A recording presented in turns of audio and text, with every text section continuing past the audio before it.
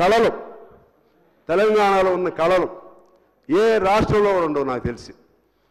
ఎందుకంటే ఇక్కడ పుట్టికే పాటతో పుడుతుంది, పోరాటమే. ఎందుకంటే పోరాటాలు గడ్డ తెలంగాణ. పోరాటాలు పాట ద్వారా పుట్టాయి, పాట ద్వారా పోరాటాలు పుట్టాయి అధ్యక్ష. అంత గొప్ప ఇది. కళాకారుల్ని గుర్తించవలసిన అవసరం ఉంది.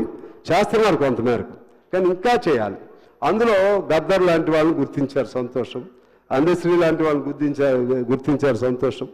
ఇంకా దాసరి సినారే, కాళోజీ, మన సురవరం ప్రతాప్ రెడ్డి గారు లాంటి సాహిత్యవేత్తలు కళాకారులకు సంబంధించి లింకప్ చేసి మ్యూజియాలు కూడా ఏర్పాటు చేస్తే బాగుంటుంది అనేది నా సలహా. ఎవరైనా టూరిజం అది కూడా భాగంగా ఉంటుందని నేను కోరుతున్నాను. ప్రతి జిల్లా కేంద్రంలో పట్టణ కేంద్రంలో కూడా సాంస్కృతిక కేంద్రాలను కూడా నిర్మించాలి అధ్యక్ష.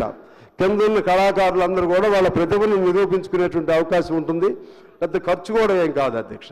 అది ప్రతి మా పాల్వంచిలో ఒకటి పెట్టారు మొన్న సాంస్కృతిక కేంద్రం. అట్లా ప్రతి దానిలో ఒక్కొక్కటి పెడితే చాలామంది కళాకారులు పుట్టుకొస్తారు. దాని ద్వారా అది వాళ్ళకు ఒక ఉపయోగం ఉంటుందని తెలియజేస్తూ, అదేవిధంగా ఇందులో విప్లవ సంఘాలకు సంబంధించిన వాళ్ళని మాత్రం పూర్తిగా నిర్లక్ష్యం చేస్తున్నారు. అది చేయొద్దని నేను కోరుతున్నాను. అసలు పాట పుట్టిందే విప్లవ సంఘాల్లో నుంచి. గద్దర్ అయినా, అందశ్రీ అయినా, గోరేటి వెంకన్న అయినా, లేదా మా ప్రజానాట్య మండలి అయినా, అరుణోదయం అయినా, అసలు పాటే విప్లవ సంఘాల నుంచి పుట్టింది.